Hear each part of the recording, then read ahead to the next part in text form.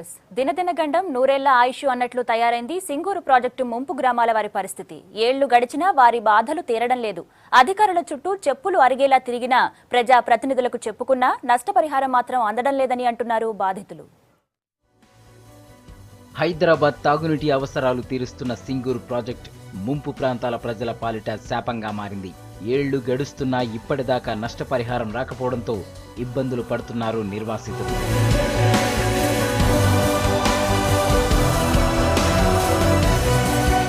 1978లో సింగూరు ప్రాజెక్టుకు శంకుస్థాపన చేశారు.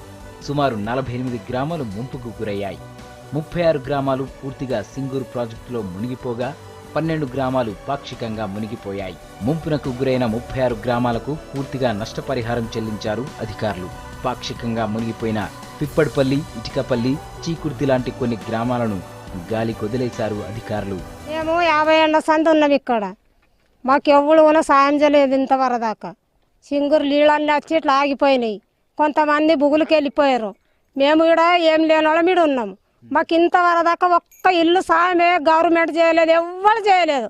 మేము ఇప్పుడు ఈడ ఏమన్నా కానీ పాములు వస్తున్నాయి, పందులు వస్తున్నాయి, బేకైంది వస్తే కానీ మేము తట్టుకొని ఉన్నాం. మాకు ఎవరు సాయం చేస్తారా అని మేము ఎదురు చూసుకుంటున్నాం.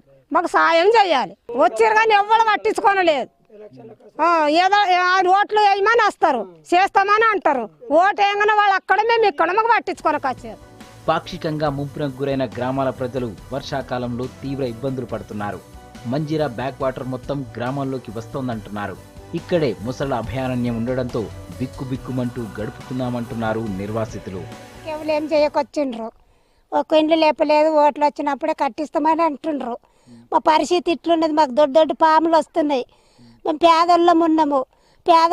మాకు ఏం సాయం చేయకొచ్చిర్రు, ఎవరు గుట్టి సాయం చేయకొచ్చిర్రు. మాకు ఉన్నోళ్ళు అక్కడ గడ్డలకు పోయినరు అందరూ. మాకు భూమి లేదు, ఏం లేదు, రెక్కల మీద మేము బతుకుడు ఉన్నది. మా పిల్లల గుట్ట మేము సర్కారీ స్కూళ్ళల్లో వేస్తున్నాం. మేము మాకు ఎవరు గుట్టి సాయం చేయకొచ్చిర్రు. ఓట్లు వేసినప్పుడే మీకు గట్టిస్తామమ్మా, మీకు చేస్తామమ్మా అని అంటున్నారు. మళ్ళీ అడగబోతే మాకేం లేదు, మాకు అడగకుండా అమ్మా. పాక్షికంగా ముంపునకు గురైన గ్రామాల్లో 1982లోనే సర్వే చేశారు అధికారులు. ఆ తర్వాత 1989లో 283 ఇళ్లకు గాను కేవలం 60 ఇళ్లకే నష్టపరిహారం ఇచ్చారు. మిగతా గ్రామాల నిర్వాసితులు అధికారుల చుట్టూ తిరిగినా పట్టించుకోవడం లేదన్నది బాధితుల ఆరోపణ. పరిస్థితి ఒక 50 ఏళ్ల నుంచి ఇక్కడనే ఉన్నాం. అయితే మాకు 50 ఏళ్ళ నుంచి తట్టుకుంటూ ఇప్పటిదాకా వచ్చినాం. అసలు ఏ రాజకీయ నాయకుడు వచ్చినా ఓటు అడుగుతున్నాడు, వెళ్ళిపోతున్నాడు, పేపర్ రాసుకుంటున్నాడు, ఎక్కడ పడేస్తున్నాడో ఏమో లేపుతామంటారు, లేపారు. అసలు నీళ్ళు వచ్చి ఇబ్బందితో మాకు ఎంత బాధతో ఉండే, పాములు, అడవి పందులు, అడ్డమైన పురుగులు, జంతువులు వచ్చి రాత్రికి ఆగమాగం చేసి పిల్లల బాధ పెట్టి. అయితే ఏం చేసినట్టే పోయిన సంవత్సరము ఈ బాధ తట్టుకోలేకపోయి మా సొంత భూమిలో ఇల్లు గుడిసేసుకున్నాం. ఇంక ఇల్లు వీలేదు, గుడిసేతోట్లా బతుకుతాం. ముంపు ప్రాంతాల ప్రజలకు న్యాయం చేస్తామంటున్నారు అధికారులు. నిర్వాసితుల వివరాలను సేకరిస్తున్నామంటున్నారు.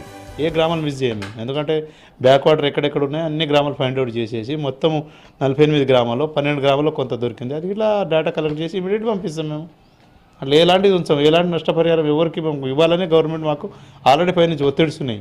ఆ ఒత్తిడి ప్రకారం మేము ఆల్రెడీ అన్నీ పంపిస్తున్నాం. ఎస్టిమేట్లు ఏవి ఉంచుతున్నాం. అందరూ మా ఫీల్డ్ ఇంజనీర్స్ 24 hours పనిచేసి అన్ని ఎస్టిమేట్ చేసి ఇచ్చేస్తారు.